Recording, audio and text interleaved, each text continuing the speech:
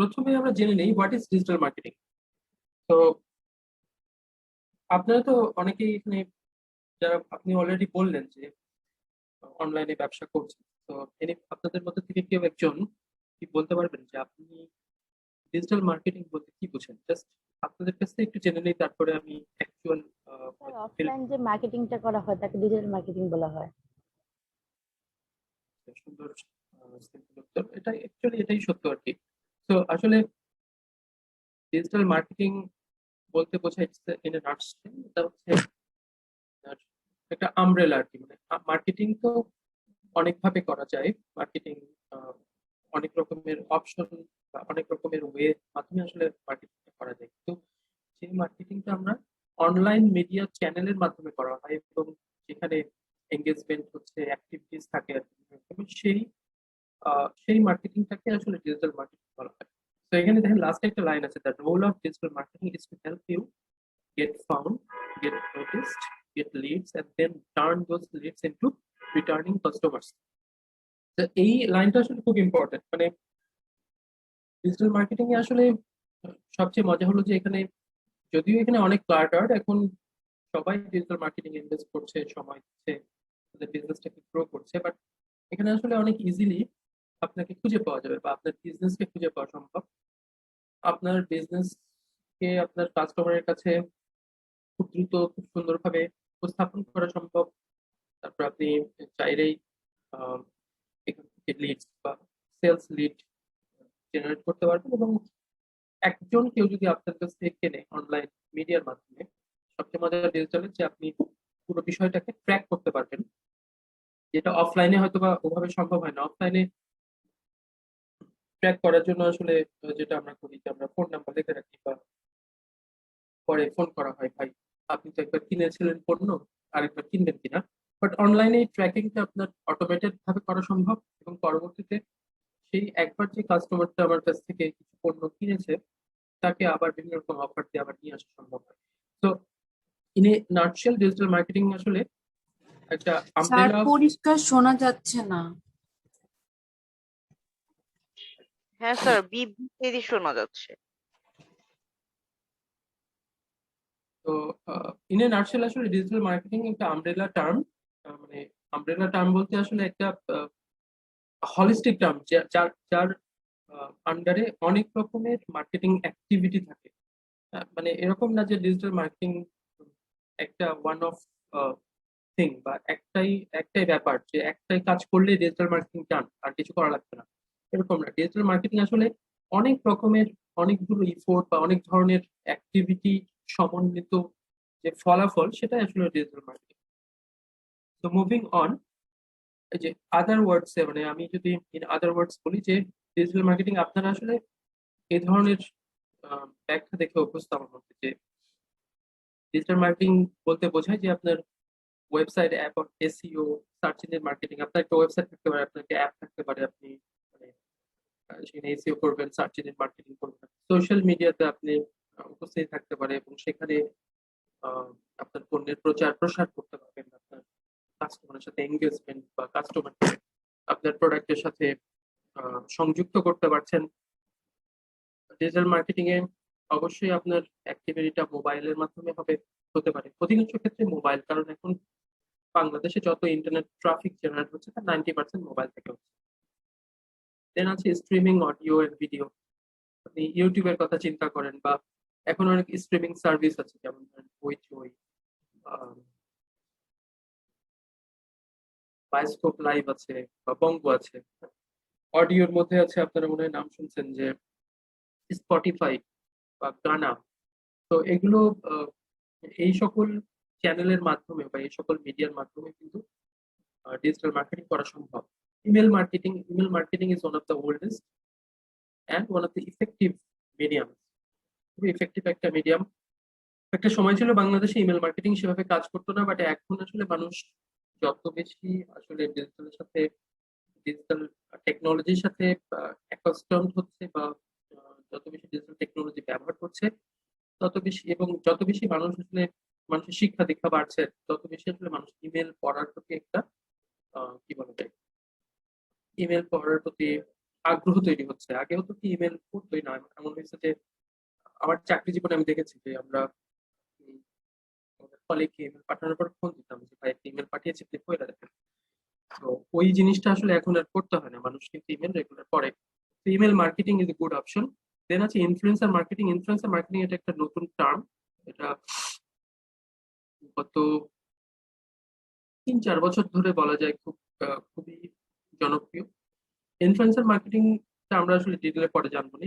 তারপরে হচ্ছে digital advertising in PPC. তো এই যে এত সব জায়গায়, এত সব ডিজিটাল মিডিয়া বা ডিজিটাল প্ল্যাটফর্মে আমরা আছি বা বিজনেস গুলো আছে, সেখানে আসলে বিভিন্ন রকম কন্টেন্ট শেয়ার বা আমার বিজনেসের তথ্য উপস্থাপনের পাশাপাশি অ্যাডভার্টাইজমেন্টের অপশন রয়েছে। আপনারা চাইলে অ্যাডভার্টাইজমেন্ট বা অ্যাড এর জন্য ডলার স্পেন্ড করতে পারবেন। আমরা এটা নিয়ে আরো বিস্তারিত পরে জানবো।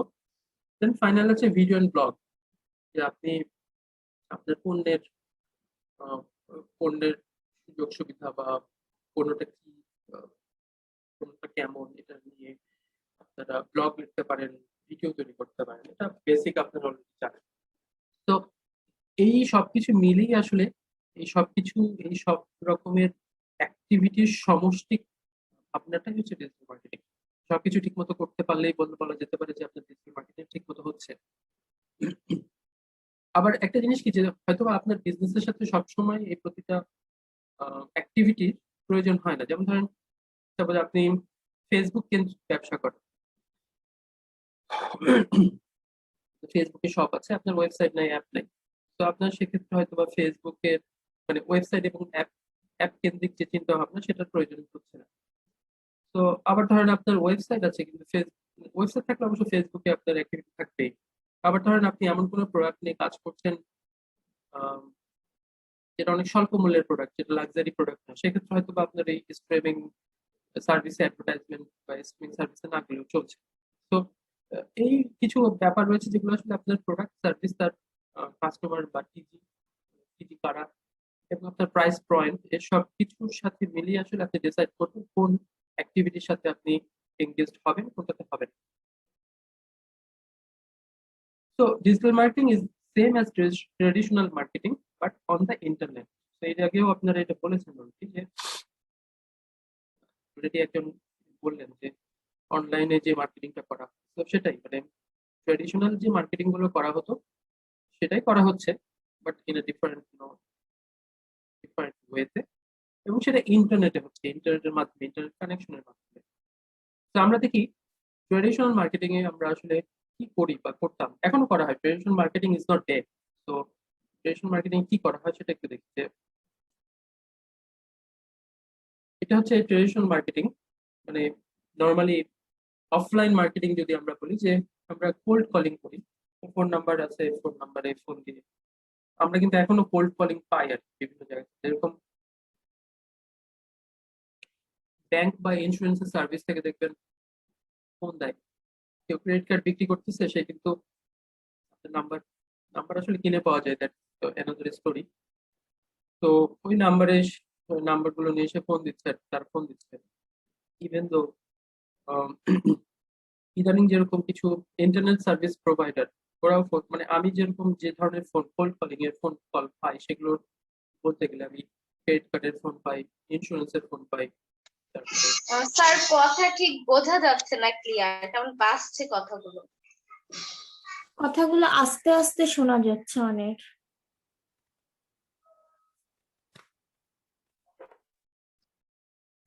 আমার মনে হচ্ছে কি কারো কারো মনে হয় ইয়াটা সাউন্ডটা কমানো আছে, কারণ আমি শুনতে পাচ্ছি। হ্যাঁ, ওই যে তোমার সিস্টেমের কম্পিউটার বা ফোনের সাউন্ডটা যদি বাড়িয়ে দাও তাহলে হয়তো ঠিক আর মতো আমি শুনতে পারবা। হচ্ছে একটু স্পষ্ট শুনতে পাচ্ছি, কিন্তু সবার কথাই শুনতে পাচ্ছি, কিন্তু ওনার আচ্ছা কথা যাবে, তাহলে তুমি একটু বিপ দিয়ে তোমার দিয়ে আসছে, ভয়েসটা একটু বাড়াও। বিপ দিয়ে দিয়ে আসতেছে স্যার, থেমে থেমে আচ্ছা, আসতেছে হঠাৎ। হ্যাঁ যাবে, তুমি তোমার সাউন্ডটা একটু বাড়াও, একটু জোরে বলো। হ্যাঁ, থ্যাংক ইউ।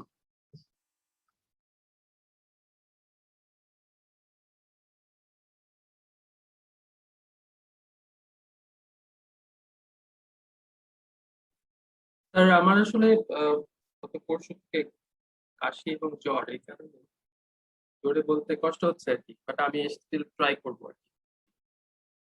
আমি হেডফোনটা আসলে হেডফোনের রিসিভারটা মুখের কাছে রেখেছি সো দ্যাট আপনাদের বুঝতে সুবিধা হয়। তো যেটা বলছিলাম যে অফলাইন যে মেথড আর কি, অফলাইন মার্কেটিং যে মেথড, সেগুলোতে আসলে cold calling is one of the option. যে আহ, বিভিন্ন বিজনেস আর কি যারা যেটা করে, ওরা ফোন নাম্বার জোগাড় করে সেখানে কল করে সার্ভিস বা প্রোডাক্ট গুলো সেল করার জন্য। এর বাইরে ট্রেডিশনাল মার্কেটিং এ রয়েছে TV ad, radio advertisement, news পেপারে অ্যাডভার্টাইজমেন্ট, লিফলেট। লিফলেট অনেক পুরনো একটা মেথড এবং খুব ইফেক্টিভ, যদিও আহ, বর্তমান মানে করোনার পরিস্থিতিতে আসলে আমরা লিফলেট বা ইভেন্ট এক্সিবিশন এই জিনিসগুলো একটু দেখি কম, ডিউ টু মানুষ যেহেতু বাইরে কম যাচ্ছে। লিফলেট, ইভেন্ট এক্সিবিশন বা অফলাইনে যে ইভেন্ট গুলো হচ্ছে সেগুলো আসলে অনেক ইফেক্টিভ অফলাইন মার্কেটিং এর ক্ষেত্রে। তো finally billboard advertisement. Billboard, Dhaka শহরে অবশ্য বিলবোর্ডের বদলে এখন ডিজিটাল সাইন বা এই ধরনের কিছু সার্ভিস এসেছে, যেটা আহ, যেটা আসলে ট্রেডিশনাল মার্কেটিং এর মতোই, বাট সেখানে আসলে ইন্টারনেটটাকে বা ইন্টারনেট না ঠিক অনলাইন মার্কেটিংটাকে ইন্টিগ্রেট করা হয়েছে আর কি। মানে কিছু সফটওয়্যারের ব্যবহার আছে। এনিওয়ে, তো ট্রেডিশনাল মার্কেটিং মেথডটাকে আসলে এখন বলা হয় outbound marketing. Jargon, marketing jargon, যে আউটবাউন্ড, বাইরে যে যে কাজগুলো করা হয় আর কি প্রোডাক্টের বিপণনের জন্য, সেটাকেই বলা হচ্ছে আউটবাউন্ড মার্কেটিং। তো আমরা যে ডিজিটাল মার্কেটিংটা করি এটাকে কি বলে, তো ডিজিটাল মার্কেটিংটাকে বলা হচ্ছে আসলে ইনবাউন্ড মার্কেটিং।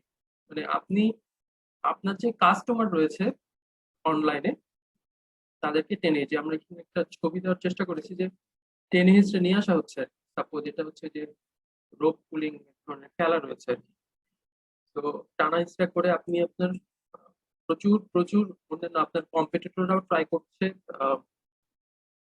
সেম কাস্টমারকে সেম প্রোডাক্ট, ধরেন একই প্রোডাক্ট একটাই, সাপোজ শ্যাম্পু কেউ বিক্রি করছে, এরকম 50টা স্টোর রয়েছে যারা শ্যাম্পু বিক্রি করছে, একই শ্যাম্পু। তো কাস্টমারও কিন্তু সেম মোল্ড। তো ওই কাস্টমারটাকে কিভাবে টেনে হিচড়ে, অবশ্যই in a very subtle way, মানে একটু টেনে হিচড়ে মানে খুব নোংরা ভাবে না, অবশ্যই কিছু ট্রিক্স অ্যান্ড ট্যাকটিক্স এর মাধ্যমে আপনি তাদেরকে নিয়ে আসবেন আপনার বিজনেসে। তো এই যে প্রসেসটা, এটাকেই বলা হচ্ছে ডিজিটাল মার্কেটিং বা ইনবাউন্ড মার্কেটিং। তো মার্কেটিং আসলে আগে ছিল অফলাইন মার্কেটিং, ডিজিটাল মার্কেটিং, সেটাকে আসলে এখন অ্যাডভান্সড ওয়েতে আরো ভালোভাবে বোঝার জন্য বলতেছে outbound marketing and inbound marketing.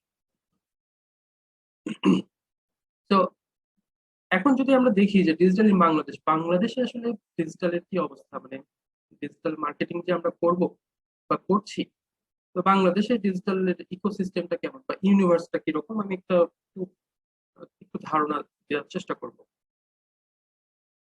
তো বাংলাদেশে আসলে এই মুহূর্তে পপুলেশন প্লাস মাইনাস 164 মিলিয়ন মানুষ রয়েছে আর কি। এটা এই তথ্যটা পুরোপুরি বিটিআরসির তথ্য আর কি, এটা তার মোরলেস। এবং এখানে মোবাইল কানেকশন রয়েছে 168 মিলিয়ন। তো মোবাইল কানেকশন কিন্তু পপুলেশনের চেয়ে বেশি। তো মানুষের কাছে যে 2-3টা করে সিম থাকে সেটা আসলে অলরেডি বোঝা যাচ্ছে। ইন্টারনেট ইউজার বিটিআরসি তথ্য অনুযায়ী 110 মিলিয়ন বা 110 মিলিয়ন ইন্টারনেট ইউজার রয়েছে, অলমোস্ট 11 কোটি। এবং এই যে এতজন মানুষ অলরেডি তাদের মোবাইল কানেকশন রয়েছে এবং ইন্টারনেট ইউজার 111 কোটি, 11 কোটি মানুষ যে ইন্টারনেট ইউজ করছে, তারা আসলে কি করে ইন্টারনেটে। তো আমি চেষ্টা করেছি যে সবচেয়ে বেশি যে ব্যবহার হয় যে ধরনের যে প্ল্যাটফর্ম গুলো বা যে অ্যাড্রেস গুলো, সেগুলোর আইকন দেওয়া আছে এখানে। মানুষ আসলে প্রচুর পরিমাণে গুগল, ফেসবুক এগুলো তো ব্যবহার করছেই, প্রচুর নিউজ পড়ে। আপনি যদি Alexa.com-এ দেখেন যে বাংলাদেশের নিউজ সাইট গুলো সবচেয়ে বেশি ট্রাফিক রয়েছে। এর বাইরে আহ, আরো অন্যান্য ইদানিং যেটা দেখতেছি আমরা, প্রচুর নেটফ্লিক্স ইউজার আছে, হইচই বা বঙ্গ ইউজ করছে। গেম খেলি আমরা, প্রচুর সময় গেমে খরচ হচ্ছে। আমরা প্রচুর ভিডিও দেখি ইউটিউবে, ফ্রি ভিডিও দেখার জন্য গুড সাইট। এবং ইদানিং রিসেন্ট গত 1-1.5 বছর আমরা দেখছি প্রচুর স্কিল বিল্ডিং এর জন্য মানুষ সময় ব্যয় করছে ইন্টারনেটে। যেমন 10 মিনিট স্কুলে আপনি দেখবেন প্রচুর প্রচুর ট্রাফিক 10 মিনিট স্কুলে। তারপরে অন্যান্য দেশি আরো আছে বহু কৃষি, তারপরে আরো অনেক রকমের অনলাইন কোর্সের প্ল্যাটফর্ম হয়েছে। তো এই সকল জায়গায় কিন্তু প্রচুর পরিমাণে মানুষ সময় ব্যয় করছে এবং তারা কিছু জানার জন্য শেখার জন্য আহ, যাচ্ছে আর কি রেগুলার বেসিসে। এছাড়াও আহ, বাংলাদেশ, আপনারা জানেন যে বাংলাদেশ হচ্ছে পৃথিবীর অন্যতম বড় দেশ in terms of freelancer services. তো যত ফ্রিল্যান্সিং ওয়েবসাইট রয়েছে সেগুলোতে প্রচুর ট্রাফিক বাংলাদেশ থেকে যায়। তো এন্ড আরো অনেক কিছু আছে, আসলে সবকিছু এখানে সব ওয়েবসাইট বা ঠিকানা যদি আমরা এখানে অ্যাড করতে চাই তাহলে পুরো প্রেজেন্টেশনে সবগুলো স্লাইডেই আসলে উপরে দিতে হবে। তো মুভিং অন, আমরা যদি দেখি যে বাংলাদেশে আসলে যে প্ল্যাটফর্ম গুলো সবচেয়ে বেশি ব্যবহার হয় তার ইউজার কিরকম, মানে ব্যবহারকারী কি পরিমাণ আছে বাংলাদেশ থেকে। তো বলা হয়ে থাকে যে যারা অনলাইনে নিউজ পড়ছে মান্থলি ইউজারের, টোটাল ডেটাটা মান্থলি ইউজারের, তো এই অনলাইন যারা নিউজ পড়ছে তারা অলমোস্ট 55 মিলিয়ন ইউজার রয়েছে যারা মান্থলি, অলমোস্ট 55 লক্ষ মানুষ রেগুলার রেগুলার তারা হচ্ছে বিভিন্ন রকমের নিউজ পড়ার জন্য ইন্টারনেট ব্যবহার করছে। গুগল ব্যবহার করে অলমোস্ট 57.32 মিলিয়ন বা 60 লক্ষ মানুষ মান্থলি আসলে গুগল ব্যবহার করছে। ইউটিউব ব্যবহার করে এরকম 50 লক্ষর বেশি মানুষ, সরি আমি ভুল বলতেছি, 50 লক্ষ না, 5 কোটি আর কি, 52 মিলিয়ন মানে 5 কোটি। তো 55 মিলিয়ন ইজ অলমোস্ট 5.5 কোটি, 57 মিলিয়ন ইজ 5,70,00,000, এবং ইউটিউব ব্যবহার করছে আর কি 52 মিলিয়ন, দ্যাট মিনস 5,20,00,000 মানুষ মান্থলি ব্যবহার করতেছে ইউটিউব। এবং বাংলাদেশ থেকে বলা হচ্ছে এটা, আমি একটা গত বছর একটা ট্রেনিং করেছিলাম গুগলের। তো ওই ট্রেনিং এ ওরা বলতেছিল যে বাংলাদেশে আসলে গত গত বছরের হিসাবে তারাও যেটা বলছিল যে গত 2 বছর ধরে ওরা প্রচুর পরিমাণে সার্চ ভলিউম দেখতে পাচ্ছে, যে বাংলাদেশ থেকে প্রচুর সার্চ হচ্ছে, যেটা ওদের কাছে ওরা এক্সপেক্ট করবে, মানে গুগল এক্সপেক্ট করছিল যে হ্যাঁ সার্চ ভলিউম বাড়বে, বাট এত দ্রুত এত মাল্টিপল ডাইমেনশনে বিভিন্ন সাবজেক্টে সার্চ ভলিউম বাড়ছে এটা আসলে ওরা এক্সপেক্ট করেনি। তো ওরা যেটা বলছে বাংলাদেশ থেকে প্রতি মাসে অলমোস্ট 600 মিলিয়ন সার্চ হচ্ছে, 600 মিলিয়ন, দ্যাট ইজ অলমোস্ট 60 কোটি সার্চ হয় বাংলাদেশ থেকে। এবং বলা হয়ে থাকে যে বাংলাদেশের টোটাল যে ইন্টারনেট ইউজার তার 75% মানুষ গুগল ব্যবহার করে। এবং আমার মনে হয় এটা 75 এর চেয়ে বেশি হবে, এটা আমি গুগল ডেটা স্টুডিও থেকে ডেটাটা পেয়েছি, বাট আমার কাছে মনে হয় যে দিস ইজ লাইক 90% মানুষ আসলে গুগল সার্চ ব্যবহার করে।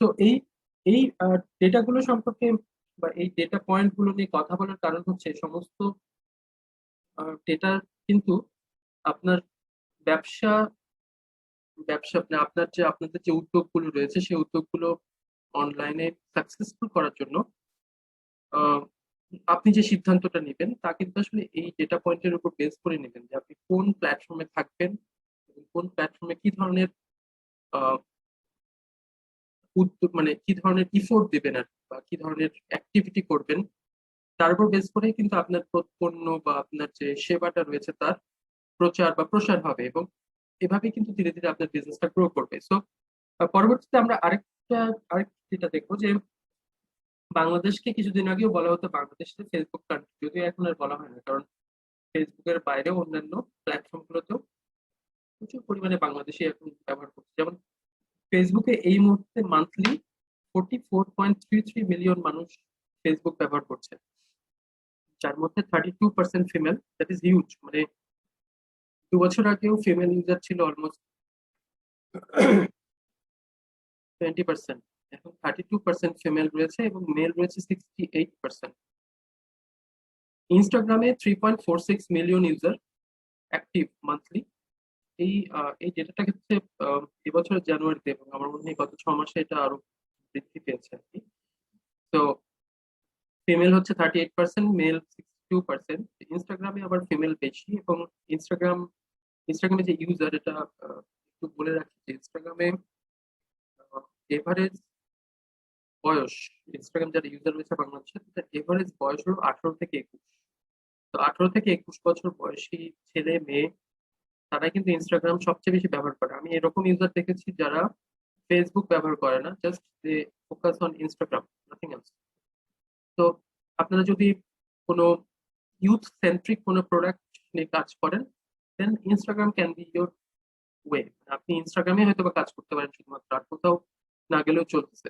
এমন অনেক মার্কেটিয়ার আছে যারা শুধুমাত্র ইনস্টাগ্রামে তাদের স্টোর ওপেন করে রেখেছে এবং ইনস্টাগ্রামের মার্কেটিং এর মাধ্যমেই তারা তাদের বেচা বিক্রি করছে। মানে it all depends on your product and service, আপনার প্রোডাক্ট এবং সার্ভিস কি এবং তাদের টার্গেট অডিয়েন্স কারা। এই অ্যানালাইসিসটা যখন আপনার করা হয়ে যাবে তখন কিন্তু আপনি জানবেন যে কোন প্ল্যাটফর্মে আপনাকে বেশি অ্যাক্টিভ থাকতে হবে। এরপর আছে মেসেঞ্জার। আপনারা জানেন এই প্রথম তিনটা লোগো তিনটাই কিন্তু ফেসবুকের সিস্টার কনসার্ন। সো মেসেঞ্জারে 39.2 মিলিয়ন ইউজার বাংলাদেশে অ্যাক্টিভলি মান্থ ইউজ করে। এই মজার জিনিস হলো 1 বছর আগেও মেসেঞ্জার ইউজার ছিল 25 মিলিয়ন। তো প্যান্ডেমিকের কারণে আসলে মানুষের ইন্টারনেট ইউসেজ আরো বেড়েছে এবং এখানেও দেখবেন 32% ফিমেল, মেন 68%। এবং আরেকটা রিভলিউশনের প্ল্যাটফর্ম হলো লিঙ্কডইন। লিঙ্কডইনটা 1 বছর আগেও হয়তো বা সেভাবে মানুষ ব্যবহার করতো না। এখন লিঙ্কডইনে almost 3.8 million active monthly user রয়েছে এবং এই ইউজারটা প্রতিনিয়ত বাড়ছে। মানে এখন লিঙ্কডইনে দেখা যাচ্ছে স্টুডেন্টরাও প্রোফাইল খুলছে। মানে আগে যেটা ছিল শুধুমাত্র প্রফেশনালরা। LinkedIn is a different platform. এটা ফেসবুক না, এটা ইনস্টাগ্রাম না, এটা মেসেঞ্জারও না।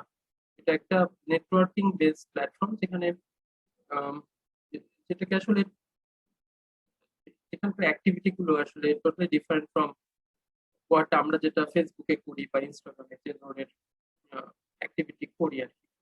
তবুও এই প্রফেশনাল প্ল্যাটফর্মে আমরা দেখছি প্রচুর পরিমাণে মানুষ এখন সংযুক্ত হচ্ছে এবং আম, প্রচুর। এবং এখানে লিঙ্কডইন একটা মজার জিনিস হলো যে আপনি দেশি বিদেশি যে কোনো ধরনের আপনার যে আপনি যদি কাউকে বিদেশি কোনো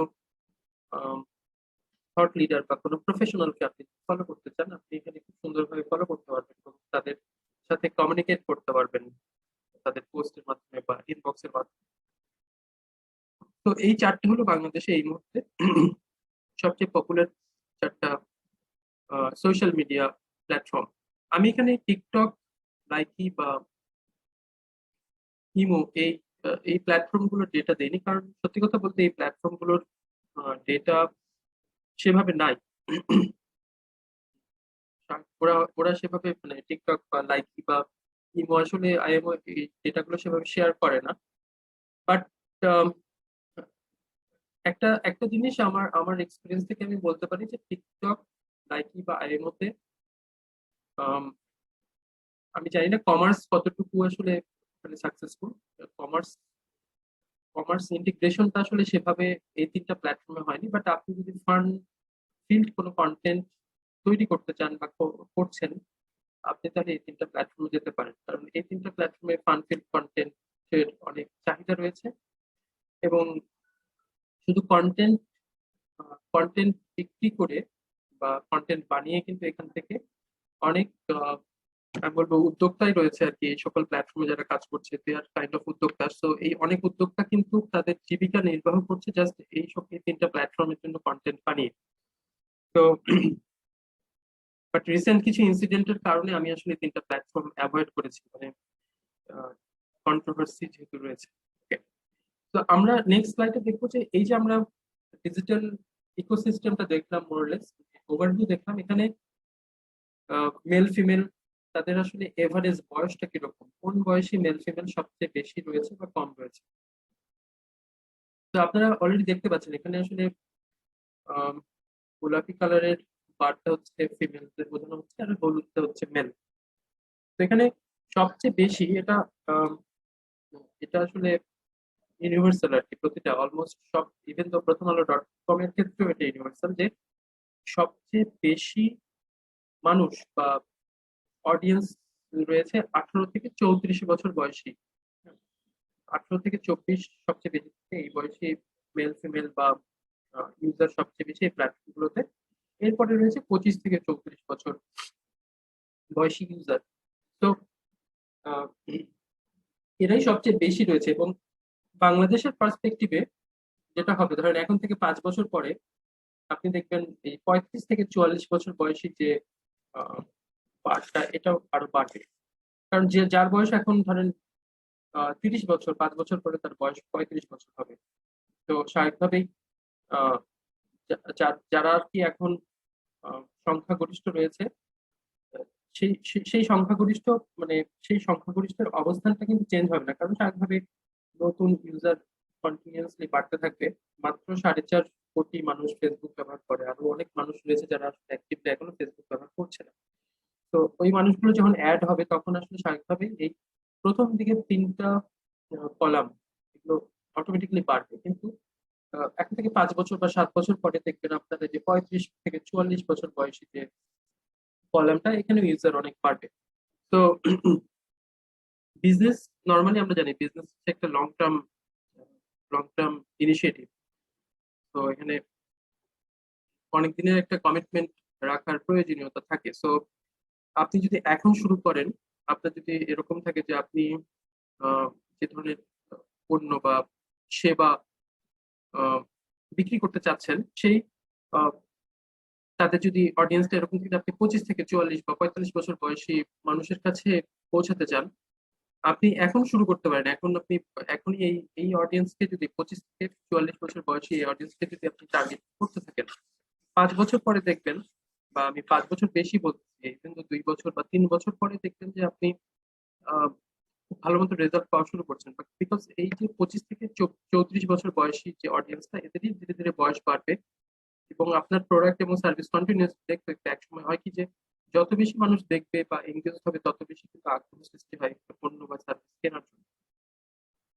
তো এটা একটা জাস্ট ওভারভিউ যে কি কি ধরনের এজ গ্রুপের, মেল ফিমেল কোন এজ গ্রুপের মানুষ সবচেয়ে বেশি রয়েছে আমাদের ইন্টারনেট ইকোসিস্টেম গুলোতে। আমি একটু 30 সেকেন্ড একটু সময় নিই, একটু পানি।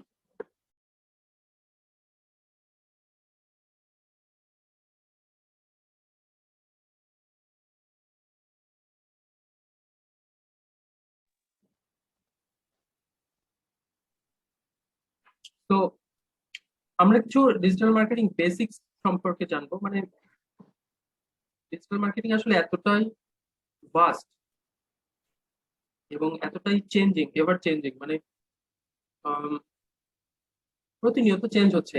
মানে সত্যি কথা বলতে, ধরেন সোশ্যাল মিডিয়া মার্কেটিং এর কথা যদি বলি, ফেসবুকে যে অ্যাডভার্টাইজমেন্ট বা ফেসবুকে শুধু অ্যাডভার্টাইজমেন্ট দিয়ে যে মার্কেটিং হয় তা না, আরো বিভিন্ন ভাবে আসলে আপনি আপনার অনলাইন মার্কেটিং গুলো করতে পারেন। তো ফেসবুকে আহ, ফেসবুকে মার্কেটিং করার যে কি বলা যায় অ্যাক্টিভিটি গুলো, সেগুলো আসলে প্রতিনিয়ত ফেসবুক চেঞ্জ করছে, প্রতিনিয়ত আসলে আপডেট করছে বা পরিবর্তন করছে। তো ফেসবুক যখন কোনো চেঞ্জ আনে ওর ওর সিস্টেমে, তখন স্বাভাবিকভাবে একজন মার্কেটিয়ারকেও ওই সিস্টেমের সাথে একাত্মতা প্রকাশ করে তার স্ট্র্যাটেজি বা ট্যাকটিক্স গুলোকে চেঞ্জ করতে হচ্ছে।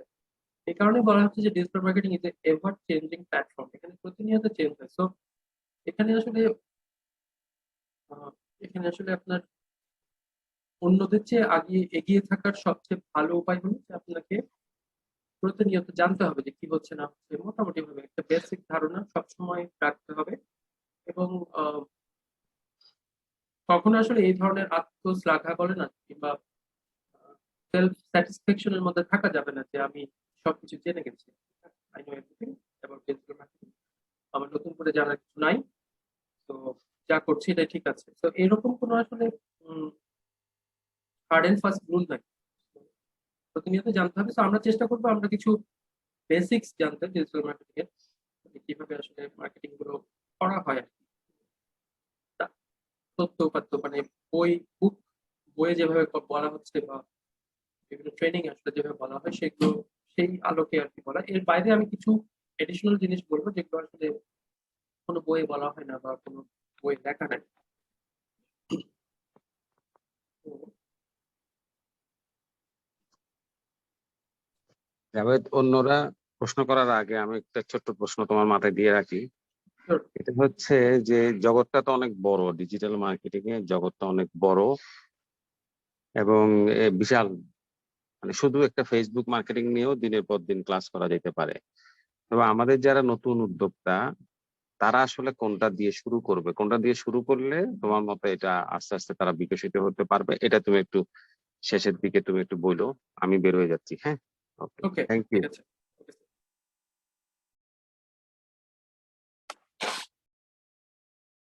তো বেসিক, তো প্রথমেই আমি আসলে এই স্লাইডটা খুব শর্টে শেষ করবো, কারণ এখানে ওয়েবসাইট, আপনাদের এখানে যারা আপনারা এখানে বুট ক্যাম্পে আছেন তাদের কি কেউ, তাদের কি ওয়েবসাইট অ্যাপ এরকম কিছু আছে? তো যদি বলতেন। জি স্যার আছে। আছে না? কি ধরনের আপনি আপনার যে বিজনেসটা কি ধরনের বিজনেস? স্যার বিজনেসের না, আমি হচ্ছে মূলত এসইও শিখতেছিলাম, তো ওটার জন্য ওয়ার্ডপ্রেস থেকে একটা ওয়েবসাইট খুলেছিলাম। কিন্তু এখন নর্মাল ভাবে আপনার হচ্ছে মানে আমি আর্ট করি, তো আর্টের এইগুলো ছাড়তেছি ওখানে। ওকে। তো ওয়েবসাইট বা অ্যাপের ক্ষেত্রে আসলে মানে একটা জিনিস কি যে ফেসবুকে আসলে একটা স্টোর খোলা বা ইনস্টাগ্রামে একটা ইনস্টাগ্রাম ফর বিজনেস বা হোয়াটসঅ্যাপে একটা বিজনেস প্রোফাইল খোলা অনেক ইজি, খুবই খুবই ইজি। মানে ইট tax only 1 minute to open a Facebook page. But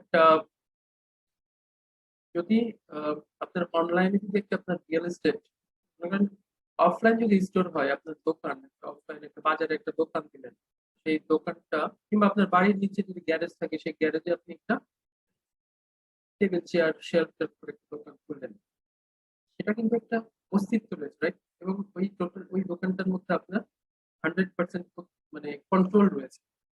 তো আপনার স্টোর বা আপনার ব্যবসা প্রতিষ্ঠানের উপর 100% কন্ট্রোল থাকাটা খুব ইম্পর্টেন্ট। তো ওয়েবসাইট হচ্ছে সেই কন্ট্রোলের একটা জায়গা, যে আপনার কাছে আপনি যদি অনলাইনে ব্যবসা করতে চান বা অফলাইনে ব্যবসা করেন, অনলাইনে আপনি আপনার একটা রিয়েল এস্টেট রাখতে চান, তাহলে website will be your mother of all your online real estate. এবং ওয়েবসাইট হচ্ছে আপনার সবচেয়ে বড় মার্কেটিং অ্যাসেট। যদি আপনারা কেউ কিছু বলতেছেন, সরি।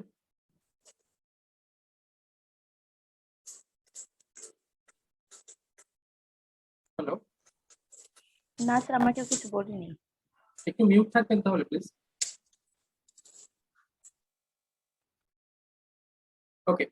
তো যদি অনলাইনটাকে আপনি শপিং মল চিন্তা করেন বা বসুন্ধরা সিটি শপিং মল চিন্তা করেন, তাহলে বসুন্ধরা সিটি শপিং মলে আলাদা আলাদা দোকান হচ্ছে এক একটা অনলাইন স্টোর। তাহলে এই শপিং মলে ওয়েবসাইট যদি থাকে আপনার, সেটা আপনার অনলাইন স্টোর হিসাবে থাকবে রিয়েল এস্টেট। তো যদি আপনি ওয়েবসাইট করেন, সেক্ষেত্রে আপনাকে 5টা জিনিস অবশ্যই মাথায় রাখতে হবে, এবং অবশ্যই এটা মানে কাইন্ড অফ এই 5টা জিনিস হলো মাস্ট ডু। হ্যাঁ, নাম্বার 1 হলো it needs to be fast. Fast হতে হবে আপনার ওয়েবসাইটটা, খুব দ্রুত যেন লোড হয়। এবং বলা হয়ে থাকে 3 সেকেন্ডের মধ্যে যদি লোড হয় তাহলে বলা হয়ে থাকে সুপার ফাস্ট ওয়েবসাইট আপনার।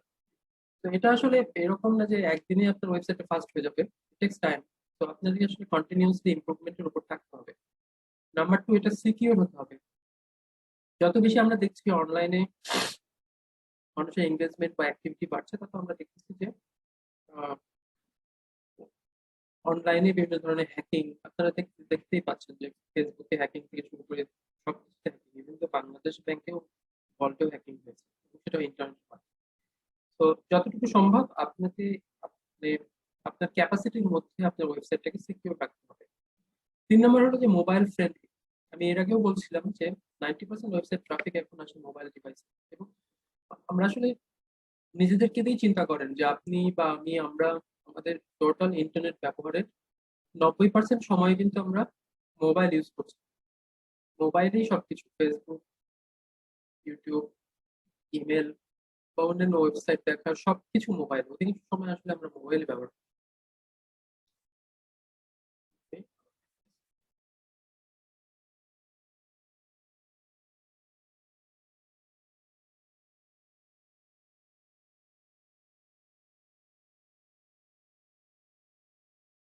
ওকে, 4 নাম্বার হচ্ছে যে আপনার ডিজাইনটা ক্লিন হতে হবে এবং ইজি টু ইউজ। তো আমি যদি বলি যে ধরেন আমি যেহেতু প্রথম আলোতে কাজ করি, তো প্রথম আলোর পার্সপেক্টিভ থেকে বলি যে বাংলাদেশে অনেক নিউজ ওয়েবসাইট রয়েছে, কিন্তু দেখবেন প্রথম আলোর ওয়েবসাইটটা অনেক ক্লিন, কোনো বাড়তি বাড়তি কোনো ডিজাইন নেই। আমরা চেষ্টা করেছি এটা যতটা বেশি ক্লিন রাখা যায় এবং মানুষ যেন খুব সহজেই নিউজগুলো পড়তে পারে। 5 নম্বর হলো যে আপনার ওয়েবসাইটটাকে সার্চ ইঞ্জিন অপটিমাইজেশন করতে হবে। সার্চ ইঞ্জিন অপটিমাইজেশন এটা একটা লং টাইম প্রসেস এবং আপনাকে এই সময়টা দিতে হবে। আপনি যদি নিজে না পারেন, আপনি কোনো প্রফেশনালের হেল্প নিয়ে ধীরে ধীরে এই অপটিমাইজেশন গুলো করবেন।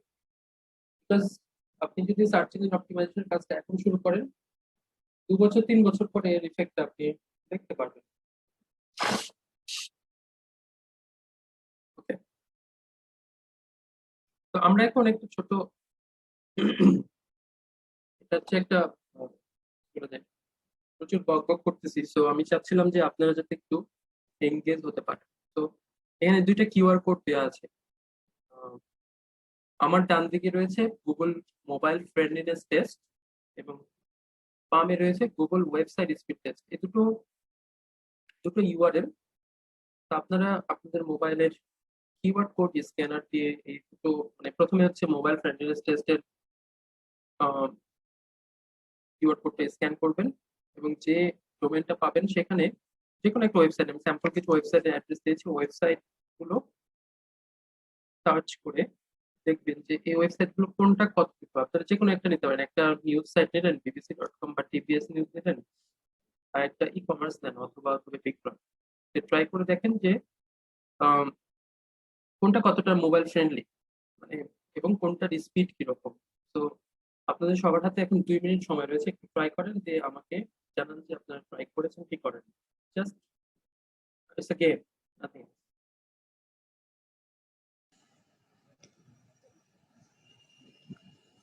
স্যার আমি বুঝতে পারিনি, একটু নেট প্রবলেম হয়ে গেছিল।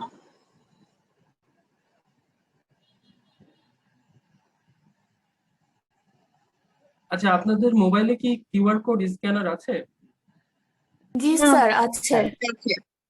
কিন্তু এখন যে মোবাইল থেকেই তো ক্লাসটা করছি।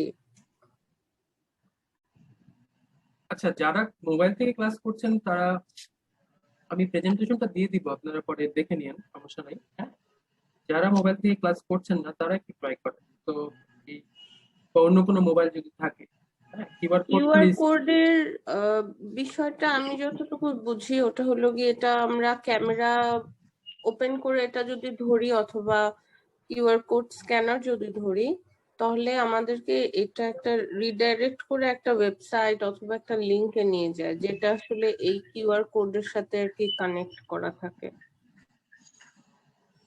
হ্যাঁ হ্যাঁ, আপনি সঠিকটাই জানেন, আমি সেটাই বলছি যে এখানে আমি প্রথমে লিখে রাখছি যে কিউআর কোডটা স্ক্যান করবেন। এটা আসলে একটা ছোট্ট গেম টাইপের, যে এতক্ষণ যে আমি বললাম যে ওয়েবসাইটের স্পিড এবং মোবাইল ফ্রেন্ডলিনেসটা কতটা ইম্পর্টেন্ট যদি আপনি ওয়েবসাইট ডেভেলপ করে থাকেন আপনার বিজনেসের জন্য। তো আমরা আপনার বিজনেসের ওয়েবসাইটও ট্রাই করতে পারেন, অথবা আমি কিছু স্যাম্পল ওয়েবসাইট মাঝ বরাবর দেখবেন স্যাম্পল ওয়েবসাইটের অ্যাড্রেস দিয়েছি। তো এই অ্যাড্রেস গুলো দিয়ে আপনারা একটু স্পিড টেস্ট করে দেখেন যে কেমন, just to get use to with this two tools. আপনারা গুগলে এই টুল ব্যবহার করে আপনাদের যে কোনো ওয়েবসাইট, পৃথিবীর যে কোনো ওয়েবসাইট টেস্ট করে দেখতে পারেন যে কতটুকু স্পিডি রয়েছে ওয়েবসাইট গুলো বা কতটুকু মোবাইল ফ্রেন্ডলি রয়েছে। তো 2 মিনিটের মধ্যে আপনারা ট্রাই করে দেখেন, যদি ট্রাই পরেও করতে পারেন আর কি, সমস্যা নেই।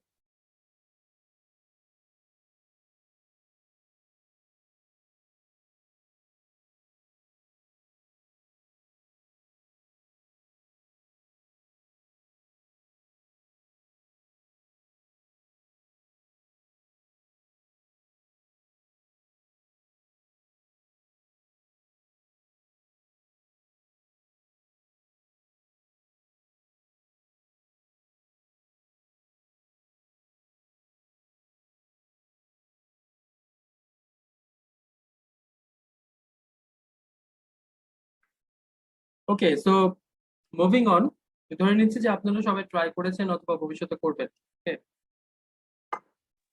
উড়ির সাইটটা আসে স্যার, ইউআরআই। সরি। এটাতে স্ক্যান করে দেখলাম যে ইউআরআই যে সাইটটা ওইটা আসে। হ্যাঁ, সবগুলোই আসবে, মানে দুটোটাই, দুইটা কিওয়ার্ড কোডই অ্যাক্টিভ।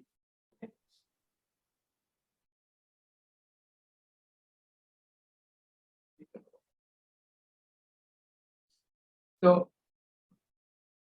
একটা গুগলের একটা রিসার্চ আছে, তা থেকে বলা হচ্ছে যে এক 1 second, a 1 second delay in mobile load times can impact conversion rates up to 20%। তো আপনার যদি কারো ই কমার্স থাকলে অবশ্যই সেটা আপনাকে একটা ওয়েবসাইট থাকতে হবে এবং ওয়েবসাইটে হোস্ট করতে হবে আপনার শপটাকে।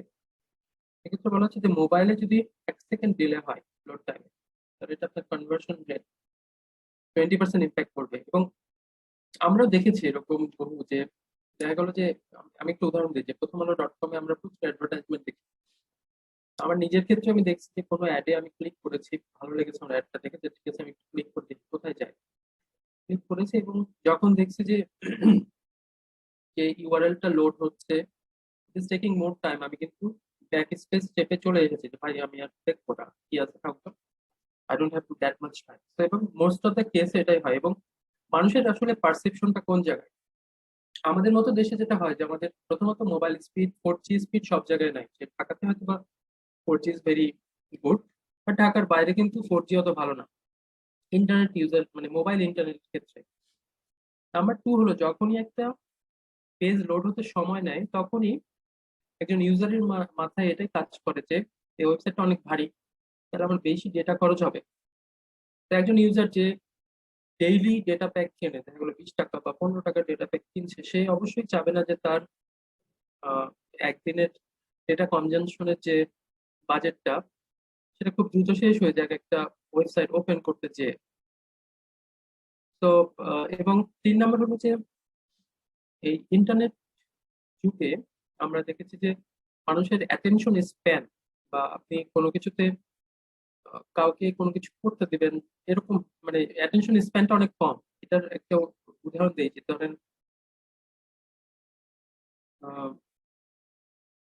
মানে আমরা ধরেন ভিডিওর কথা বলি, যে ফেসবুকে যে এত ভিডিও দেখি আমরা, আমরা কিন্তু একটা ভিডিও চলছে, ভিডিও আমরা দেখতেছি, সাপোজ 3 সেকেন্ড বা 5 সেকেন্ড পরে একটা অ্যাড আসলো, আমরা কিন্তু ভিডিওটা স্কিপ করে পরবর্তী ভিডিওতে চলে যাচ্ছি। তো মানুষের আসলে ওই যে একটু অপেক্ষা করা, 15 সেকেন্ড অপেক্ষা করে অ্যাডটা দেখবো, তারপর ভিডিওটা শেষ করবো, এই ধৈর্যটাও কমে গেছে আর কি। আমরা আসলে অনেক বেশি অধৈর্য আর কি সবকিছু মিলিয়ে। তো এই কারণে আসলে বলা হচ্ছে যে আপনি এই অধৈর্য যাদেরকে যদি আপনার ওয়েবসাইটে রাখতে চান, বা আপনার ওয়েবসাইটে সে সময় ব্যয় করে কোনো একটা পণ্য কিনবে, এটা যদি করতে চান, তাহলে আপনার অবশ্যই ওয়েবসাইটকে সুপার ফাস্ট রাখতে হবে, মোবাইল ফ্রেন্ডলিনেসটা পারফেক্ট রাখতে হবে। দেন আমি একটু সংক্ষেপে সার্চ ইঞ্জিন অপটিমাইজেশনটা সরি সেটা দেখাচ্ছি। তো সার্চ ইঞ্জিন অপটিমাইজেশন হচ্ছে কিছু কিছু কাজ বা কিছু অ্যাক্টিভিটি, যেগুলো ওয়েবসাইটের মধ্যে ব্যাকএন্ডে বা ওয়েবসাইটের মধ্যে করলে আপনার সার্চ ইঞ্জিনে আপনার অর্গানিক ট্রাফিক বাড়বে, মানে র্যাঙ্কিং বাড়বে। আপনি আপনারা তো মোটামুটি ভাবে অবশ্যই এসইও সম্পর্কে জানেন, তবু বলি যে সাপোজ আমি লিখলাম যে বাই জুয়েলারি অনলাইন, হ্যাঁ, তো এটা লিখে যদি আমি গুগলে সার্চ দিই, প্রথমে প্রথম 10টা যে রেজাল্ট আসে, ওই রেজাল্টের মধ্যে কিন্তু আমরা নর্মালি ক্লিক করি, পরবর্তী পেজে নর্মালি যাওয়া হয় না আর কি। তো একটা কথা বলে যে if you want to hide a dead body on internet, do it on the second page of Google search engine result page. হ্যাঁ, তো এটা একটা জাস্ট ফান স্টেটমেন্ট, যে তুমি কোনো একটা ডেড বডি ঢুকাতে চাও, তাহলে সেকেন্ড পেজে ঢুকাতে পারো, পিপল উইল নট গো দেয়ার। তো ফার্স্ট পেজে আসাটা it takes lot of time, অনেক ইফোর্টের প্রয়োজন রয়েছে। সো একজন কোনো প্রফেশনালকে দিয়েই আসলে এই এফোর্ট গুলো করানো উচিত, নিজে নিজে ট্রাই করাচ্ছে। তো আপনার ট্রাফিক বাড়লে, না র্যাঙ্কিং বাড়লে স্বাভাবিকভাবে আপনার অর্গানিক ট্রাফিক বাড়বে। অর্গানিক যদি ট্রাফিক বাড়ে, আপনার আপনার ওয়েবসাইটে প্রোডাক্ট কিনতে পারে অথবা অ্যাড টু কার্ট করে রাখলো বা এক্সপ্লোর করলো, ঘুরে ঘুরে দেখলো। মানুষ তো আসলে একটা ওয়েবসাইটে যে সঙ্গে সঙ্গে পণ্য কেনে না, সে একটু সার্চ করে আবার অন্য জায়গায় যে কম্পেয়ার করবে, তারপর ঘুরে ফিরে আবার আপনার এখানে আসবে। তো এই সবকিছু করলে এক সময় আপনার সেলস বাড়বে এবং সেলস বাড়লে আপনার রেভিনিউ বাড়বে। Simple, as simple as that, but it takes time. কাজটা করতে সময় লাগে। তো মার্কেটে সার্চ ইঞ্জিন অবশ্যই পৃথিবীতে সবচেয়ে বড় সার্চ ইঞ্জিন হলো গুগল। ওয়ার্ল্ডের অলমোস্ট 93% সার্চ ট্রাফিক আসলে গুগল নিজেই কনজিউম করে। বাকি আরো আছে ডাকডাকগো, বিং বা Yahoo. Yahoo is dead also obviously, but still Yahoo search engine অনেকে ব্যবহার করে।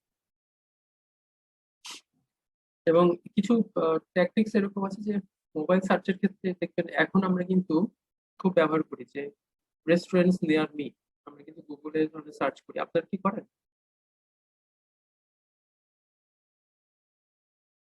হ্যালো, স্যার শোনা যাচ্ছে। আবার একটু করবেন? বলছি যে আপনারা কি এভাবে সার্চ করেন গুগলে যে রেস্টুরেন্টস নিয়ার মি বা বিউটি পার্লারস জি নিয়ার জি মি? জি জি স্যার। এভাবে জি, করি। স্যার।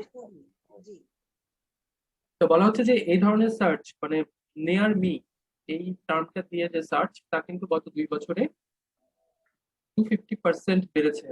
হ্যাঁ, এবং সামনে আরো বাড়বে। গুগলের একটা প্রোডাক্ট আছে গুগল মাই বিজনেস। আপনারা চাইলে মানে গুগল মাই বিজনেসে আপনাদের স্টোরটাকে এনলিস্ট করে নিতে পারবেন। খুব সিম্পল, মানে ওখানে যে জাস্ট আপনার স্টোরের নাম ধাম এসব লিখে অ্যাপ্লাই করলে গুগল গুগল থেকে বা ক্যালিফোর্নিয়া থেকে আপনার কাছে একটা চিঠি আসবে। ওই চিঠিতে একটা কোড থাকবে, কোডটা সাবমিট করলে আপনার স্টোরটা লিস্টেড হয়ে যাবে। এবং কেউ যদি মনে করেন আমি ঢাকাতে থাকি হচ্ছে ধানমন্ডিতে, তো আপনার স্টোর যদি ধানমন্ডির আশেপাশে থাকে, সাপোজ আপনি কি বলবো, আপনার ফ্যাশন রিটেল স্টোর রয়েছে, তো আমি যদি fashion retail store near me যেটা সার্চ দিই, তাহলে কিন্তু ওই লিস্টে আপনার স্টোরের নামটা আসবে। তো ইট রিয়েলি হেল্পস। এটা একটা অর্গানিক্যালি আপনার স্টোরে অফলাইন এবং অনলাইন স্টোরে ট্রাফিক বাড়ানোর একটা কৌশল। তো এবার আসি আমরা ডিজিটাল অ্যাডভার্টাইজিং, খুব নাটশেল মানে খুব দ্রুত এটা আমরা শেষ করবো যে কি কি ধরনের আসলে অ্যাডভার্টাইজিং অপশন রয়েছে ডিজিটালে। তো একটা আছে SEM, paid search campaign, search engine marketing যেটাকে বলা হয়। এরপর হচ্ছে social media marketing, YouTube ads, display ad, programmatic advertising, তারপর হচ্ছে রিটার্গেটিং বা রিমার্কেটিং। এইটা এখানে একটা গুগল যেটা বলছে যে globally 60% global ad spend will be on digital 2024 সালের মধ্যে। ওটা পৃথিবীতে যত অ্যাডভার্টাইজমেন্ট স্পেন্ড হবে তার 60% আসলে ডিজিটালে খরচ করা হবে, আর 40% অন্যান্য। তো সার্চ ইঞ্জিন মার্কেটিং তো আপনারা মোটামুটি অভ্যস্ত দেখে। আমি ডান দিকে এখানে দেখিয়েছি যে সাপোজ ফ্রোজেন পাইপস, আমি এটা নেট থেকে নিয়েছি, আপনাদের বলে রাখি জাস্ট বোঝার জন্য যে যদি যে সার্চ রেজাল্টে আপনি দেখবেন যে অ্যাড লেখা রয়েছে এডি বক্সের মধ্যে, এগুলো হচ্ছে পেইড অ্যাড। তারপরে যেগুলো লিস্টিং আসে সেগুলো হচ্ছে অর্গানিক। তো আহ, আপনার যদি এমন কোনো বিজনেস থাকে যেটা সাপোজ আপনি এই ধরেন রিসেন্টলি মানে করোনাকালীন সময়ে দেখবেন অক্সিজেন সিলিন্ডারের খুব ডিমান্ড বেড়েছে, রাইট?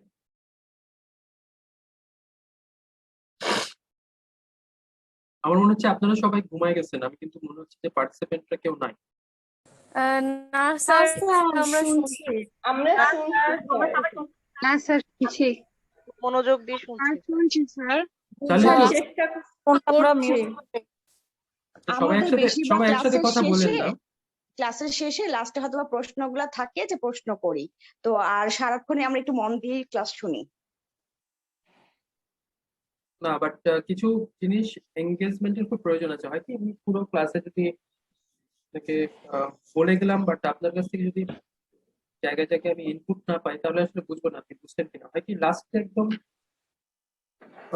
যে কোনো একটু সমস্যা হচ্ছে, এর জন্য সবাই হয়তো বা চুপ করে আছে। না, আমার মনে হয় আমি তো চেষ্টা করতেছি জোরে কথা বলার, এর চেয়ে জোরে আসলে কথা বলা সম্ভব না। এনিওয়ে, স্যার জোরে কথা বলার বিষয়টা না, এখানে আর কি নেটওয়ার্কের একটু সমস্যা হ্যাঁ, হচ্ছে, আজকে মানে মনে হয় কথাটা নেটওয়ার্কের সমস্যা আছে। কথার মাঝে মাঝে থেমে যাচ্ছে তো স্যার, আসলে এভাবে বোঝা যাচ্ছে। আচ্ছা, ওকে। তো আপনারা যদি এই মুহূর্তে গুগলে সার্চ দেন যে বাই অক্সিজেন সিলিন্ডার, তাহলে দেখবেন যে আপনারা বেশ কিছু সার্চ অ্যাড পাবেন। অথবা যদি আপনি এভাবে দেখেন যে buy cat food in Dhaka কিংবা বাংলাদেশ, তাহলে দেখবেন বেশ কিছু সার্চে মানে পেইড সার্চ অ্যাড দেখতে পাবেন। তো পেইড সার্চ অ্যাডটা আসলে খুব ইফেক্টিভ ফর এনি ই কমার্সের জন্য খুবই ইফেক্টিভ, কারণ এটা আসলে একটা হাইজিন হিসেবে কাজ করে। হাইজিন বলতে নর্মালি হয় কি যে সার্চ রেজাল্টের প্রথম 2-3টা রেজাল্টের মধ্যে কিন্তু আমরা ক্লিক করি। যদি ক্লিক করা না হয় তবুও কিন্তু ডোমেইনটা আপনার যে অ্যাড্রেসটা রয়েছে সেটা আপনার ইউজার জেনে যাচ্ছে। তো দিস রিয়েলি হেল্পস, মানে আপনার পেইড অ্যাড দিলে আহ, সেটা একটা ফ্রি ইমপ্রেশন হিসেবে কাজ করে, আবার একই সাথে কেউ যদি ক্লিক করলো তাহলে তো আপনার ওয়েবসাইটে ল্যান্ড করছে।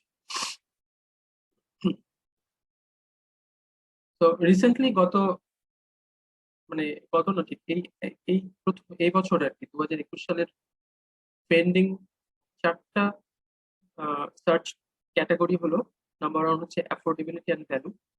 আমরা এখন অনেক বেশি অ্যাফোর্ডেবিলিটি প্রোডাক্ট খুঁজছি আর কি ইন্টারনেটে। নতুন এবং বেটার হোম এইচকিউ, যেহেতু এখন ওয়ার্ক ফ্রম হোম এখন অনেক বেশি হচ্ছে, তো বেটার মানুষজন অনেকেই আসে।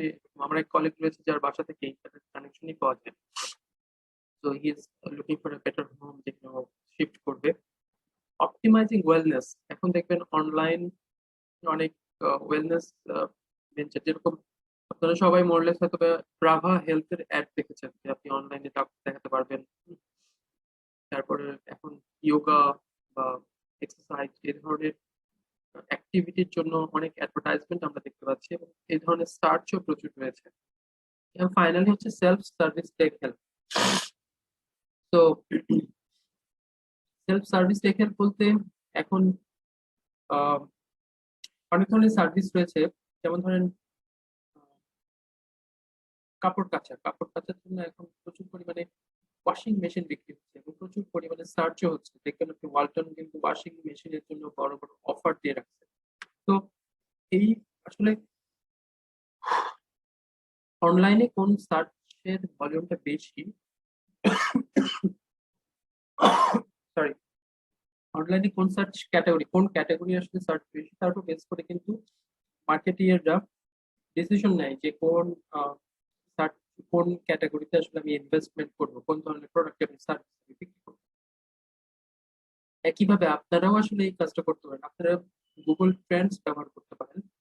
গুগল ট্রেন্ডস এর মাধ্যমে আপনারা জানতে পারবেন যে এই মুহূর্তে বাংলাদেশে কোন ধরনের টপিক বা কোন ধরনের টপিক নিয়ে মানুষ বেশি বেশি সার্চ করছে বা খুঁজছে অন স্যার ইন্টারনেটে। Google friends. ট্রেন্ডস, TRENDS, ও আচ্ছা আচ্ছা, ওকে, ট্রেন্ডস। দেখে দিচ্ছি আপনি।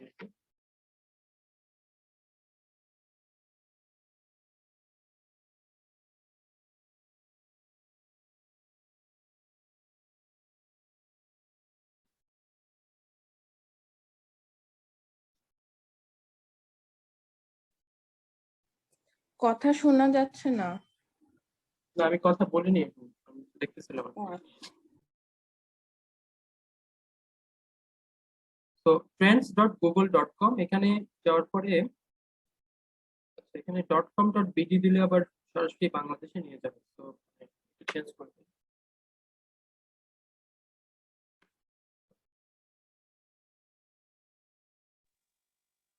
স্যার 1 নম্বরটা একটু বুঝতে পারি না, ওটা কাইন্ডলি আরেকবার একটু বলবেন? এটা affordability and value. G G.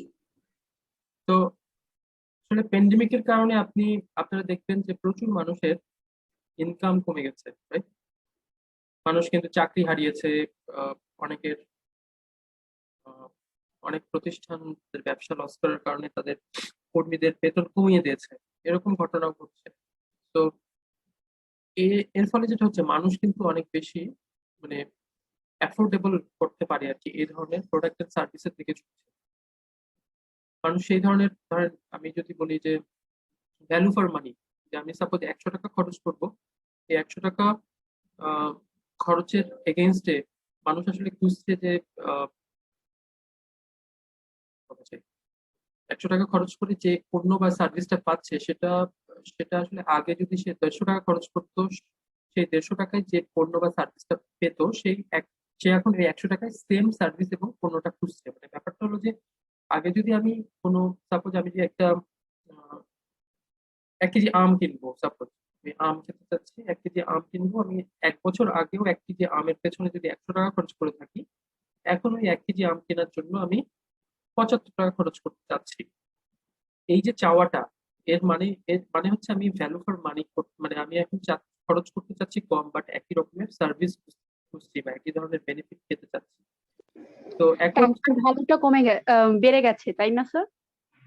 Sorry, বললাম স্যার হচ্ছে টাকার ভ্যালুটা বেড়ে গেছে। আমরা আগে 100 টাকা দিয়ে কিনতাম, কিন্তু এখন হচ্ছে 75 টাকা দিয়ে কিনি।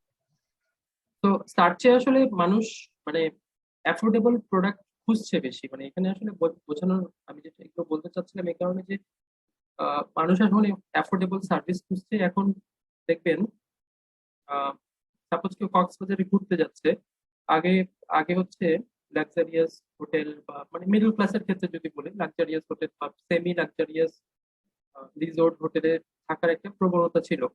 তো এখন কেউ যদি কক্সবাজারে যায় সে আগেই দেখে যে সবচেয়ে বেশি ডিসকাউন্ট রয়েছে কোন হোটেল বা রিসোর্টে, হ্যাঁ, যেখানে সবচেয়ে বেশি ডিসকাউন্ট রয়েছে সেখানে যাওয়ার চেষ্টা করছে। That is value for money এবং অ্যাফোর্ডেবিলিটির দিকে ঝুঁকছে। তো ভ্যালু ফর মানি এবং অ্যাফোর্ডেবিলিটি রয়েছে এই ধরনের স্যার সার্ভিসের। এটা কি এই প্যান্ডামিক সিচুয়েশনের জন্য মনে হয়, মানে এটাই হ্যাঁ এই হ্যাঁ যে হ্যাঁ, আপনি যে রিসেন্টলি ট্রেন্ড যেহেতু বলতেছি এই কারণে হ্যাঁ রিসেন্টলি ট্রেন্ড। তো ঠিক আছে, তাহলে মুভিং অন, নেক্সটে যাই আমরা। একটু যদি ইন্টারাপ্ট করি, আমাদের নেক্সট সেশনের গেস্ট কিন্তু আমাদের মাঝে এসেছেন। সো স্যার আপনি যদি একটু কাইন্ডলি সেভাবে একটু শেষ করতেন আর কি। কোশ্চেন অ্যান্সার নিতে পারেন অথবা হচ্ছে যে আপনার যে একটা স্লাইড আছে। তো সোশ্যাল মিডিয়া অ্যাডভার্টাইজিং মোরলেস তো আপনারা যেহেতু সোশ্যাল মিডিয়া ব্যবহার করেন, সোশ্যাল মিডিয়া অ্যাডভার্টাইজিং এর সাথে জড়িত, মানে জড়িত বলতে যেহেতু আপনারা দেখেন ফেসবুক, টুইটার, ইনস্টাগ্রামে কিছু স্যাম্পল দেখিয়েছি যে কি কি ধরনের অ্যাডভার্টাইজমেন্ট হতে পারে। তো সোশ্যাল মিডিয়াতে আপনি অ্যাডভার্টাইজমেন্ট অনেক ধরনের অবজেক্টিভ বলতে আপনি একটা অ্যাড দিয়ে আসলে কি অ্যাচিভ করতে চাচ্ছেন সেই তার উপর বেস করে আসলে অ্যাডভার্টাইজ করা সম্ভব হয়। সো আপনি ফেসবুকে চাইলে আপনার পণ্যের জাস্ট প্রসার করতে পারেন। আপনি চান একটা পণ্য দেখতে ভিডিও করছেন, ওই ভিডিওটা দেখাতে পারেন। আপনি চাচ্ছেন যে কেউ ভিডিওটা দেখেছে বা পণ্যটা সম্পর্কে জানলো বা সেবাটা সম্পর্কে জানলো, তারপর সে আপনার সাথে ইন্টারাক্ট করুক, আপনাকে মেসেজ করুক, সেটাও করা সম্ভব। আপনি চাচ্ছেন যে পণ্য সেবা সম্পর্কে জানলো, ঠিক আছে, এখন আমি চাই কিছু লিড জেনারেট করতে, আমি চাই কিছু ফোন নাম্বার, ইমেল অ্যাড্রেস জোগাড় করতে, যারা আসলে আগ্রহী, সেটাও করা সম্ভব লিড জেনারেশন এর মাধ্যমে। So this lot of forms, অনেক ফর্ম রয়েছে, অনেক ডিটেল। আসলে সোশ্যাল মিডিয়া মার্কেটিং নিয়ে অ্যাডভার্টাইজিং নিয়ে আলাদা একটা ক্লাস করা যায় 3-4 ঘন্টা। তো যেহেতু শর্ট করতে বলতেছে আমি এটুকুই বললাম। দিস লট অফ অপশনস, অনেক ধরনের এক্সপেরিমেন্ট করা যায়, অনেক কি বলা যায়, অনেক কম খরচ। মানে আপনি চাইলে দিনে $5 খরচ করতে পারেন বা $10 খরচ করতে পারেন, এরকম অপশন রয়েছে। এখন তো বাংলা টাকাতেও আসলে অ্যাডভার্টাইজ করা যায়, যে আপনি দিনে হয়তো 500 টাকা খরচ করবেন, সেরকম অপশন রয়েছে ফেসবুকে বা ইনস্টাগ্রামে। ইউটিউব অ্যাডভার্টাইজিং, ইউটিউবে আসলে সবচেয়ে ইফেক্টিভ অ্যাডে চলে যায় যে বাম্পার অ্যাড। আমরা ইউটিউবে এখন সবচেয়ে বেশি দেখি বাম্পার অ্যাড হচ্ছে ফুড ফান্ড। ফুড ফান্ডের অ্যাড সবচেয়ে বেশি আমরা দেখতে পাই। 6 সেকেন্ড আমরা একটা ভিডিও দেখছি, 6 সেকেন্ডের একটা অ্যাড চলে আসলো। তো বাম্পার অ্যাড হলো 6 সেকেন্ডের অ্যাড। এছাড়া 15 সেকেন্ড স্কিপেবল অ্যাড রয়েছে, যে আপনি একটা মাঝে মাঝে অ্যাড দেখবেন, অ্যাড শুরু হতে যাচ্ছে, 5 সেকেন্ড পরে একটা স্কিপ বাটন আসতেছে। YouTube can B a great option যদি এরকম হয় যে আপনার প্রোডাক্টটা লাইফস্টাইল প্রোডাক্ট, আপনার প্রোডাক্টটা যদি ফুড আইটেম হয়, আপনার প্রোডাক্ট যদি মানে যে কোনো ধরনের, আপনি যে কোনো ধরনের ক্যাটাগরিতে যদি যে ক্যাটাগরিতে আপনি বিজনেস করেন না কেন, আপনি আপনার প্রোডাক্টের বিজ্ঞাপন ইউটিউবে করতে পারেন। কারণ ইউটিউব বলা হয় পৃথিবীর সেকেন্ড লার্জেস্ট সার্চ ইঞ্জিন হচ্ছে ইউটিউব। এবং আমাদের দেশে একজন রেগুলার ইন্টারনেট ইউজার মাসে প্রায় 25 ঘন্টা ইউটিউবে কন্টেন্ট কনজিউম করে। 25 ঘন্টা ইজ হিউজ। মানে এটা হয়তো বা আমেরিকার তুলনায় কম, বাট বাংলাদেশের পার্সপেক্টিভে 25 ঘন্টা অনেক বেশি। তো 25 ঘন্টা ইউটিউবে ইন্টারনেট মানে ভিডিও কনজিউম করছে। তো এই সময়ের মধ্যে আপনি যদি তাকে আপনার পণ্য এবং সেবার অ্যাডভার্টাইজমেন্ট গুলো দেখাতে পারেন, that will create a huge impact. এবং YouTube advertising is very cost effective, অনেক চিপ, মানে অনেক কম খরচে আপনি আসলে অ্যাডভার্টাইজ করতে পারবেন। এবং video advertisement really works very good, মানে খুব ভালোভাবে কাজ করে আর কি ব্র্যান্ড অ্যাওয়ারনেসের। যেটা বললাম যে কিছু অপশন রয়েছে ইউটিউব অ্যাডভার্টাইজিং এ। বলা থাকে পৃথিবীতে 120 মিলিয়ন পিপুল, মানে পৃথিবীতে না, ইউএস এর একটা ডেটা আছে ডিসেম্বর 2020 120 মিলিয়ন পিপুল ইউটিউব টিভিতে কন্টেন্ট কনজিউম করেছে। এছাড়া আছে প্রোগ্রামেটিক অ্যাডভার্টাইজিং। যেমন ধরুন জিডিএন, আমরা গেম খেলার সময় বা নিউজ পড়ার সময় কিন্তু আমরা বিভিন্ন রকম অ্যাডভার্টাইজমেন্ট দেখি। তো এগুলো বিভিন্ন রকম প্ল্যাটফর্মের মাধ্যমে বা গুগল ডিসপ্লে নেটওয়ার্কের মাধ্যমে অ্যাডভার্টাইজমেন্ট করা যায়। তো আপনার যদি ই কমার্স থাকে বা এমন কোনো পণ্য বা সেবা যা কিনা ফেসবুকে হোস্টেড না, আপনার যদি ফেসবুকে স্টোর থাকে তাহলে অবশ্যই আপনি প্রোগ্রামেটিক বা ডিসপ্লে অ্যাডভার্টাইজিং করবেন না। ফেসবুকে অ্যাডভার্টাইজ করুন আর কি, আপনি ফেসবুকে স্টোর থাকে, এফ কমার্স থাকে। So this is very effective, অনেক cost effective. Google advertising is one of the cheapest ways of advertising. মানে মাত্র $100 খরচ করে যে পরিমাণ মাইলেজ জেনারেট করা যায় তা আসলে কোনো রকমের অ্যাডভার্টাইজিং করা সম্ভব না। এরপর আছে রিটার্গেটিং। এটা আসলে আমি ভাবছিলাম এই স্লাইডটা আমি প্রায় 10 মিনিট ধরে বলবো, বাট আচ্ছা 1 মিনিটে বলি। এটা হলো রিটার্গেটিং বা রিমার্কেটিং হলো আপনারা দেখবেন মাঝে মাঝে কোনো একটা ওয়েবসাইট আপনি ভিজিট করেছেন, তারপরে ওই ওয়েবসাইটের বিজ্ঞাপন আপনি যেখানে যাচ্ছেন, আপনি একটা মোবাইলে গেম খেলছেন, ওখানে অ্যাডটা চলে আসলো। আপনি ফেসবুক ব্যবহার করছেন, ওখানে অ্যাডটা আছে। মানে আপনার কিছু ছাড়া না, আপনি যেখানে আছেন সেখানেও অ্যাড রয়েছে। তো এটা আসলে ট্র্যাকিং এর মাধ্যমে করে, পিক্সেল ট্র্যাকিং বা রিমার্কেটিং করে ট্র্যাকিং এর মাধ্যমে করা হয়। তো ওই ট্র্যাক করে যে অ্যাডভার্টাইজমেন্টটা শো করা হচ্ছে সেটাই হচ্ছে রিমার্কেটিং বা রিটার্গেটিং অ্যাডভার্টাইজিং। এবং it really works very good. মানে সাপোজ আমার একবার পছন্দ হলো যে আমি চালডাল.com এ ঢুকলাম যে কোনো কিছু কিনবো, কিন্তু কেনা হলো না, আমি বেরোয় আসলাম বা আমি অন্য কিছুতে বিজি হয়ে গেছি। কিন্তু চালডাল চাইলে কিন্তু আমি যে পণ্য বা সেবাটা বা আমি যে প্রোডাক্টটা আসলে রিসার্চ করছিলাম যেটা নিয়ে, সেই প্রোডাক্টের অ্যাড কিন্তু আমাকে কন্টিনিউয়াসলি দেখাতে পারে। ধরেন আমি আজকে ভিজিট করলাম, আগামী 7 দিন আমাকে এই প্রোডাক্টের অ্যাড বারবার দেখাচ্ছে। তো এটা আসলে কাইন্ড অফ মানুষের পারচেজ বিহেভিয়ারকে ইন্ট্রিক করে আর কি, যে তুমি এটা কিনতে চাচ্ছিলা বা এটা খুঁজছিলা, তো এখন অ্যাভেলেবল আছে, তুমি কিনতে পারো। একটা প্রশ্ন ছিল, হ্যাঁ শিওর। এটা তো মেইনলি এই যে আগের স্লাইডটা যেটা বললেন রিটার্গেটিং এন্ড রিমার্কেটিং, এটা তো মেইনলি ইউজার ডাটা ইউজ করে তাই না? ইউজার ডাটা ট্র্যাক করে। আরেকবার বলবেন কি ইউজ করে? ইউজার ডাটা, ইউজার যে অনলাইনে না কোথায় ইউজার, যাচ্ছে। হ্যাঁ you are right, in a sense you are right. মানে এক্সিকিউশনটা এরকম হয় যে সাপোজ আমি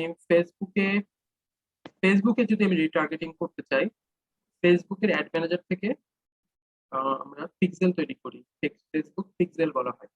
পিক্সেল হলো একটা কোড, নাম্বার কয়েক লাইন কোড। এই কোডটা আপনার ওয়েবসাইটে বসানো হয় আর কি, ওয়েবসাইটের HTML এর মধ্যে। তো যখনই ফেসবুকে আপনার একটা অ্যাড চলছে, এখানে সাপোজ আপনার অ্যাডে আমি ক্লিক করে আপনার ওয়েবসাইটে গেলাম, তারপর ওয়েবসাইটে কিছু করলাম বা করলাম না, বেরোয় আসলাম। কিন্তু এই যে আমি ক্লিক করে আপনার ওয়েবসাইটে গেছি, আমার যে ইউজার ডেটাটা এটা আপনার পিক্সেলের মাধ্যমে আপনার গুগল অ্যানালিটিক্সে ক্যাপচার হয়ে গেছে। হ্যাঁ ইউর রাইট, এভাবে আসলে ইউজার ডেটাটা ক্যাপচার করা হয়। এবং আমার যে ইউজার আইডিটা ক্যাপচার করা হলো, তারপরে কিন্তু আপনি চাইলে আমাকে আবার ওই বিজ্ঞাপনটা দেখাতে পারবেন থ্রু রিমার্কেটিং বা রিটার্ন।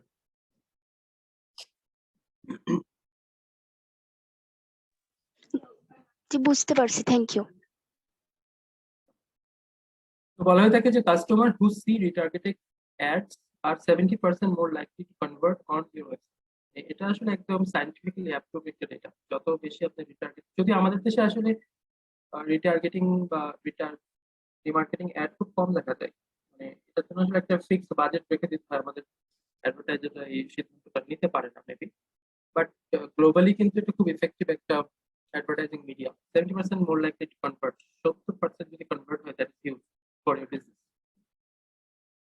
এরপর হচ্ছে ইমেল মার্কেটিং। ইমেল মার্কেটিং আমি একটা উদাহরণ দিয়েছি, parmida.com, এটা আমার ফ্রেন্ডের বিজনেস। তো রেগুলার ইমেল পাঠায় ইমেজ দিয়ে, প্রোডাক্ট সার্ভিস দিয়ে।